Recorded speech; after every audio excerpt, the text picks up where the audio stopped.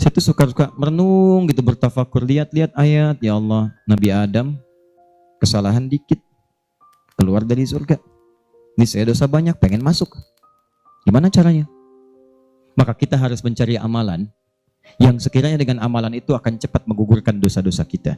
Karena yang paling bahaya adalah kita tidak mengerti berapa banyak dosa sudah dikumpulkan. Contoh, ini dosa mata aja di hari ini udah berapa banyak? Saya tanya pada antum, apa fungsi mata? Tuh, sudah salah. Mata bukan melihat, kalau cuma melihat, kambing juga melihat. Elang melihat. Bahkan mata elang sering saya katakan lebih tajam dibanding mata kita. Elang tuh naik sampai ke atas tinggi lewatin gunung. Anak ayam kelihatan. Antum naik pesawat sampai ke atas, anak sendiri gak kelihatan. Gak percaya besok silahkan cek aja naik. Tapi persoalannya mata kita dihisap, mata elang enggak. Buka Quran surah ke-17 ayat 36. Paling kanan sebelah bawah.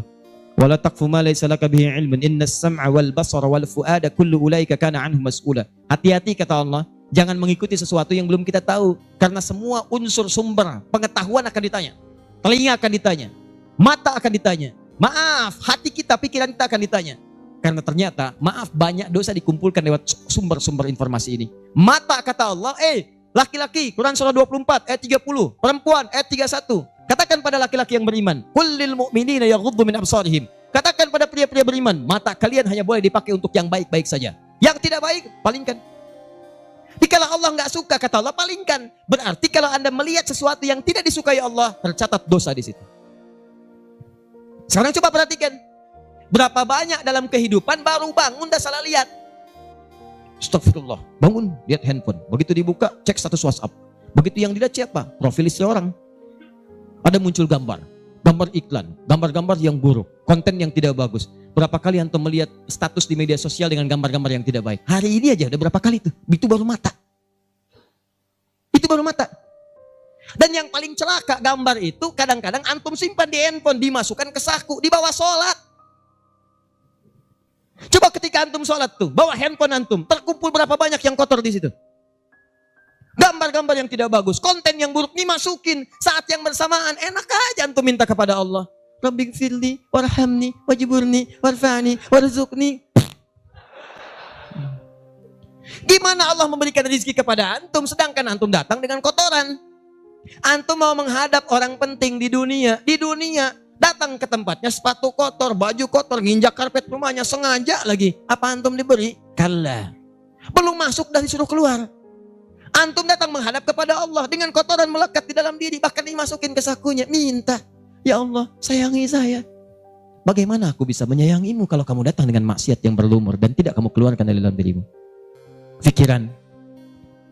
Tadi aja tuh sebelum taklim dimulai, berapa kali prasangkanya keliru. Ini ustadznya mana sih ya? Ini panitia bagaimana sih? Sudah datang jam 5 sampai sekarang belum ada ustadznya. Ayo. Itu baru pikiran. Ini terakumulasi itu dari ujung kepala sampai dengan ujung kaki. Lisan.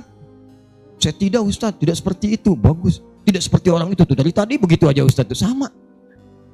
Jadi Anda bayangkan semua unsur tubuh kita dari ujung kepala sampai ujung kaki berapa banyak yang berbuat maksiat. Maka terakumulasilah dosa itu. Kadang-kadang lebih banyak daripada amal solehnya. Banyak. Seperti tangan tadi diangkat.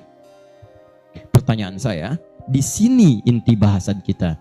Bagaimana kita menggugurkan dosa-dosa ini? Sementara kita paham waktu kita terbatas, ini akan kita tinggalkan nih. Saya mohon ya tolong jangan banyak mainnya, tolong jangan banyak main. Demi Allah saya katakan, ada banyak yang tampak. Ada yang digulung ombak, sebabnya macam-macam, gak ada ombak pun meninggal juga. Ada yang kena gempa, dipertontonkan di hadapan kita untuk memberikan tanda, hari ini mereka, besok kamu. Hari ini kita antarkan orang lain ke alam kubur, besok Anda akan diantarkan untuk masuk ke penginapan berikutnya. Maka mohon maaf, jangan banyak bercanda di sini. Ada alam setelahnya. Nah persoalannya yang di sini nggak dibawa, ini yang kita bawa nih, cuman 2. Kalau nggak bawa pahala, bawa dosa. Maka sebelum kita pindah ke sini, gugurkan dulu. Karena kalau sudah pindah ke sini, tidak ada kesempatan yang kedua untuk menggugurkan ini yang telah banyak terkumpul saat di dunia. Nah, karena waktu kita terbatas, kita tidak tahu kapan akan pulang. Mungkin yang merasa sekarang hidup untuk berkepanjangan, tiba-tiba pulang dari sini, mungkin pulang menghadap Allah Subhanahu wa Ta'ala. Pertanyaannya, Ustadz, apakah ada amalan yang sifatnya cepat, singkat, tapi pahalanya begitu banyak melimpah untuk bisa menutup dosa-dosa yang berlumur yang pernah kami kerjakan? itulah yang akan kita bahas pada malam hari ini. Jadi ini inti bahasa yang akan kita keluarkan, amalan cerdas dengan pahala melimpah untuk menutup dosa-dosa yang kita kerjakan dalam waktu yang cukup singkat. Paham sampai sini? Nah, ini mukadimah kedua, baru kita masuk pada isinya. Saya coba hapus dulu ya. Biar saya aja, biar pas yang hapusnya. Ya. Nah, ini caranya mas. Apa-apa, ini biasa. Kedatangan pertama, datang sendiri, nangis sendiri, nulis sendiri, hapus sendiri. Ya. Kadang dibantuin, salah hapus, kita tulis lagi. Luar biasa. Masya Allah. Baik. Amalan itu banyak. Salat, sedekah, infak, dan amal lainnya. Tapi persoalannya, waktu kita terbatas. Begitu mengerjakan, ada yang wafat. Begitu belum mengerjakan, ada juga yang meninggal. Sekarang kira-kira, yang pahalanya banyak saat dikerjakan, yang kalau itu didapatkan, dosa-dosa banyak dihapuskan. Jadi kalau yang tadi biasa ngapus satu, ini langsung. Begitu dikerjakan, wah 1000 pahala datang, 1000 dosa gugur. Apa saja amalan itu? Kita mulai. 1. Semua amal kebaikan yang kita kerjakan, yang jadi amal saleh, bernilai hasanah, itu dalam fikih disebut dengan sedekah namanya. Ya, saya kasih konsepnya dulu supaya paham. Kullu ma'rufin sedekah. Setiap perbuatan baik itu namanya sedekah. Di nama umumnya sedekah. Salat sedekah, zakat sedekah, infak sedekah. Bahkan bahasa Al-Qur'an disebut juga dengan sedekah. Contoh. Zakat ketika disebutkan dalam Al-Qur'an namanya sedekah. Ya, Quran surah ke-9 ayat 103. Khudz min amwalihim sedekah. Ambil zakat dari harta mereka, tapi disebutnya dengan sedekah. Ya, dikeluarkan pada 8 golongan sedekah. Ayat ke-60-nya, innamas shadaqatu lil fuqara. Infak sedekah. Buka Quran surah kedua ayat 264, paling kiri sebelah bawah. Ya ayyuhalladzina amanu la tubtilu shadaqatikum bil manni wal adha. Jangan kalian batalkan sedekah-sedekah kalian dengan perbuatan yang merusak. Apa contohnya? Kalladzi yunfiqu malahu ria'an nas, seperti orang infak yang riya. Jadi infak disebut dengan sedekah. Di semua perbuatan baik kita, salat kah, haji kah, umrah kah, puasa kah, semua namanya sedekah dalam fikih. Nah, sedekah ini kemudian oleh Nabi dibagi kepada 2 bagian. Ya. 1, ada sedekah yang saat dikerjakan itu pahalanya terus ngalir tuh. Terus mengalir. Bahkan dahsyatnya, maaf sekali, orangnya wafat pun tuh pahalanya terus datang sampai dengan kiamat. Di sepanjang di muka bumi ini belum kiamat, maka pahala akan terus datang, ngalir. Dalam bahasa Arab sesuatu yang mengalir disebut dengan jariyah. Maka muncul istilah sedekah jariyah. Sedekah jariyah. Ya, maaf, asalnya bukan amal jariyah, sedekah jariyah. Ya, sedekah jariyah, bukan istilahnya amal jariyah. Sekarang kalau mau nyebut amal jariyah pun dibenarkan.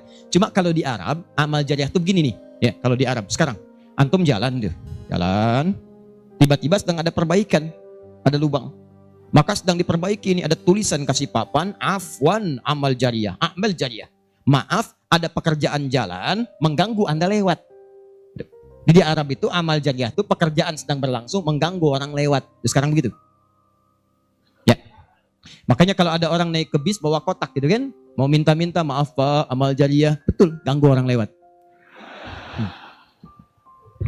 Ya. Benar secara bahasa, tapi secara makna ini yang paling tepat. Yang kedua, ada yang sifatnya sedekah thabitah. Yang pahalanya berhenti di situ, tetap selesai seketika. Thabitah. Jadi begitu Anda kerjakan dapat pahala sampai situ aja. Begitu selesai pekerjaan, selesai pahalanya. Thabitah, tetap selesai di situ. Maka kalau kita ingin cerdas, kata para ulama, semua dosa-dosa kita ingin dihapuskan, ditutup, dihapus, hapus.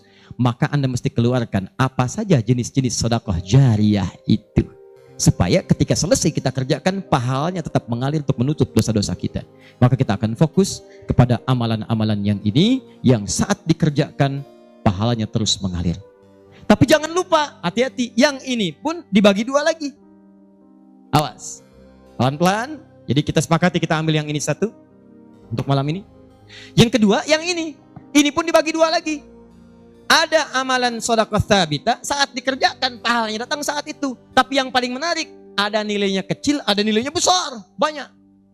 Jadi kalau dikerjakan ada yang nilainya cuma 10 aja. Tapi ketika Anda kerjakan yang kedua ini, ada yang 700, ada yang 70.000, ada yang 700.000 sekali dikerjakan. Sekarang kita akan keluarkan amalan apa saja yang saat dikerjakan itu pahalanya melewati batas yang standar ini. Jadi saat dikerjakan bukan 10 poinnya, tapi lebih daripada 10. Amalan apa saja itu pada sedekah tsabita dan amalan apa saja yang jariyah yang kita bisa keluarkan dan menggugurkan dosa-dosa kita. Sepakat sampai sini? Baik. 1. Kita langsung ke poinnya. Untuk yang sedekah tsabita, amalan standar yang tetap. Yang biasa-biasa, contoh, misal, sholat, begitu dikerjakan sekali, dapat 10. Selesai sholatnya, selesai pahalanya. Jelas? Tapi beda ketika antum mengerjakan sholat berjamaah. Ya. Dia tsabita, tapi pahalanya berlipat. Tsabita, tapi pahalanya berlipat. Baik, saya mau tanya pada antum, sholat sendirian 10, sholat berjamaah berapa? 27. Maka kalau Anda ada ajakan berjamaah, sekalipun misalnya di tempat itu tidak ditemukan masjid, sedang di kantor, ada teman misalnya, alih-alih Anda sholat sendirian dan tidak bisa menemukan masjid, kenapa nggak ajak teman Anda untuk berjamaah? Walaupun cuma 2 orang. Beda pahalanya teman-teman sekalian sampai 17. Yang satu 10, yang satu 27. Karena sholat berjamaah itu hadisnya dibagi 2. Ada hadis yang mengajak ke masjid, ada hadis yang masjidnya nggak ada, cuman bisa berjamaah.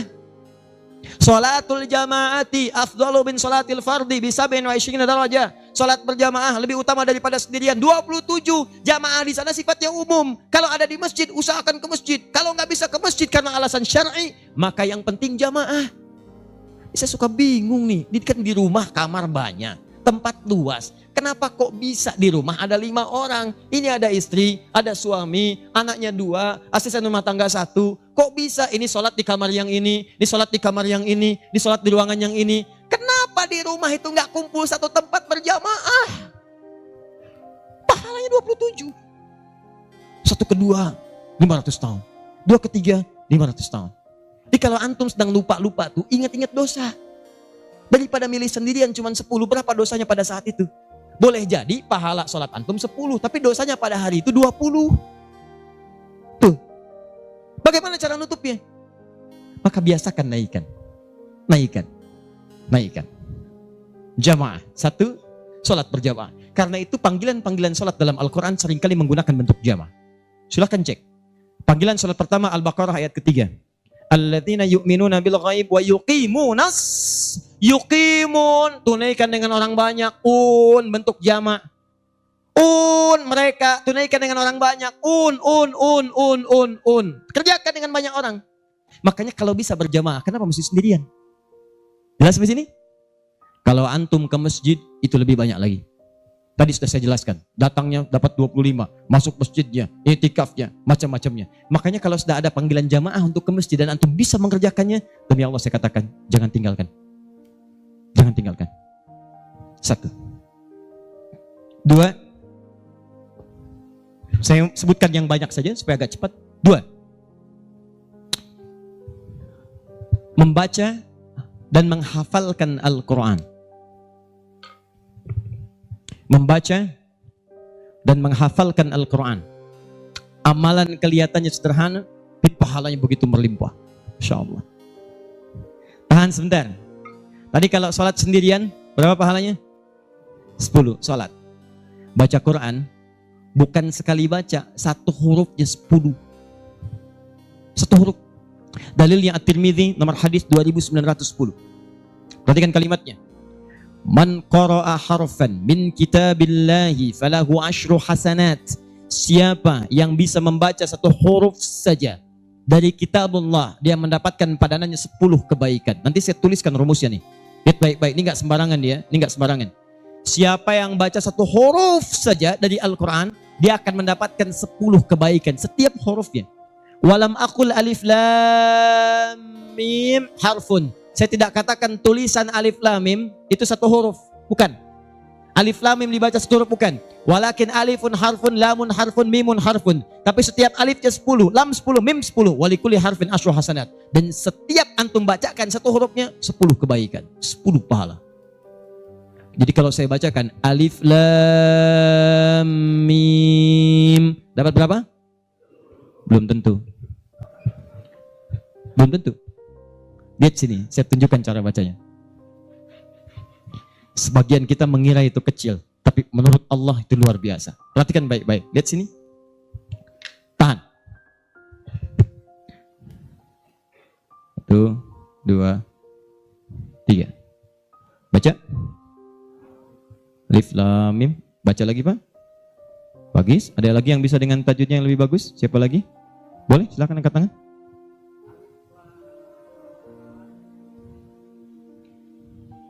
Baik sekali. Ada yang lain? Ya.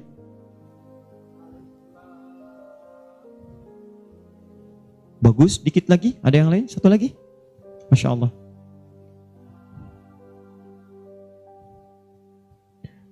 Bagus sekali. Cuman sayang ini bukan alif lam mim, ini alam. Alam nasyrah laka sadrak.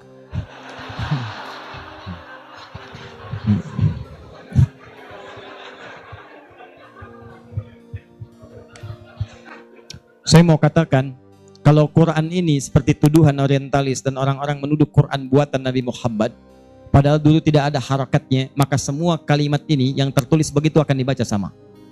Tapi Masya Allah, yang satu alif lam mim, yang satu dibaca alam. Alam nasyrah laka sadrak.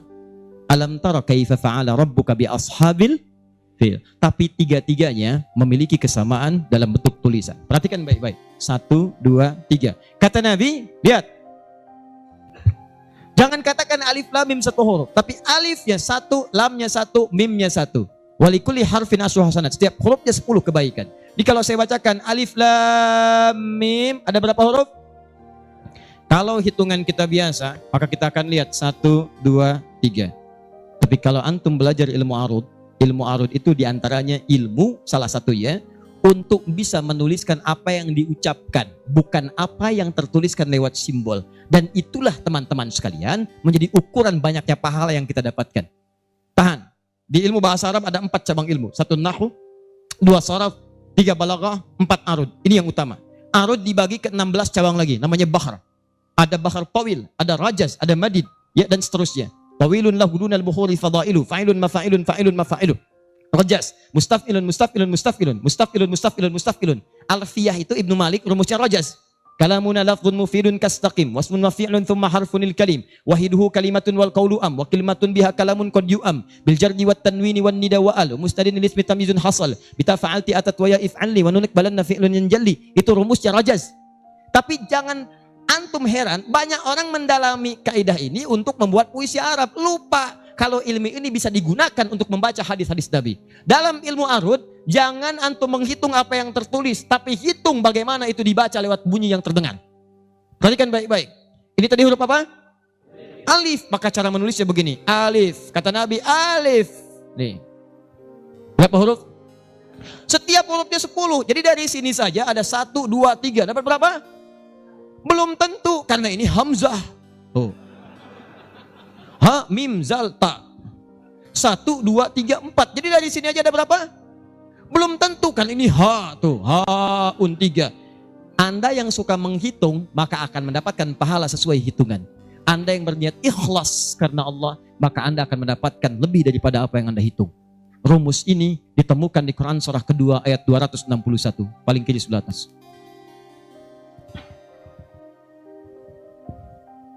Tahan, tahan. Pelan-pelan.